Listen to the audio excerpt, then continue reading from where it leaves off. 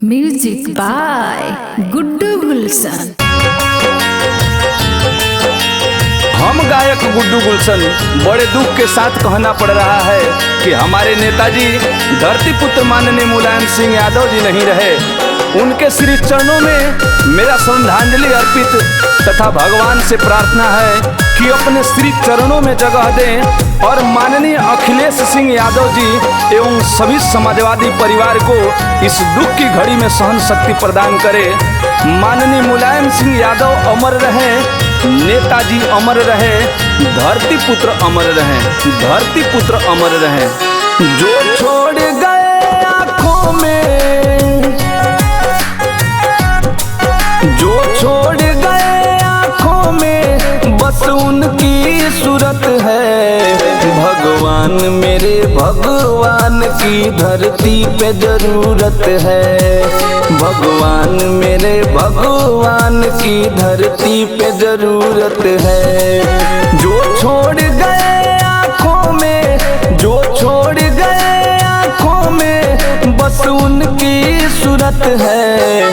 भगवान मेरे भगवान की धरती पे जरूरत है।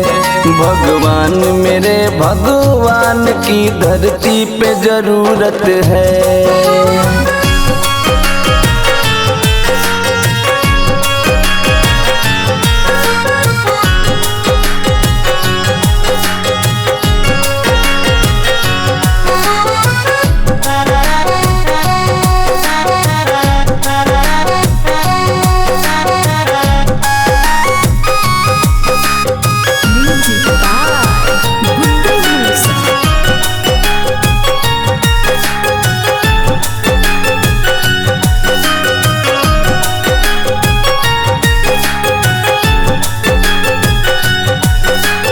जैसे अपने पास बुलाए वापस वैसे कर देना।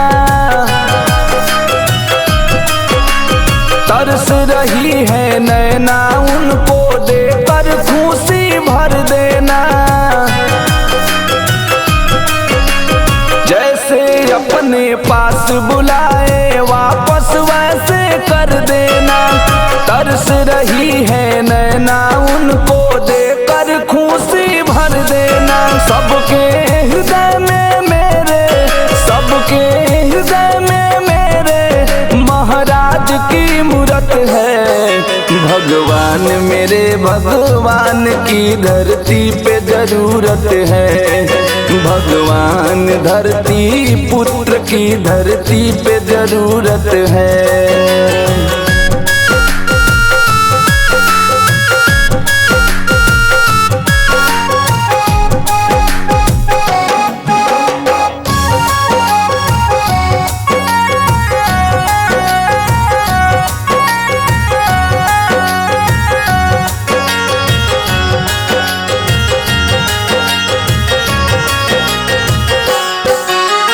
एक अर्जी बस यही है भगवान ढूंढ रहा है मेरा मन।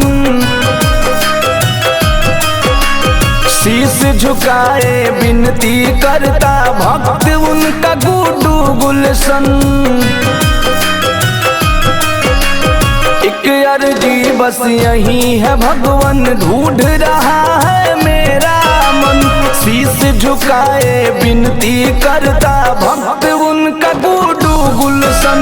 मनीष मधुर की सांसें, मंटू गुलशन की सांसें उनसे ही जुड़त है। भगवान मेरे भगवान की धरती पे जरूरत है। भगवान मेरे भगवान की धरती पे जरूरत है।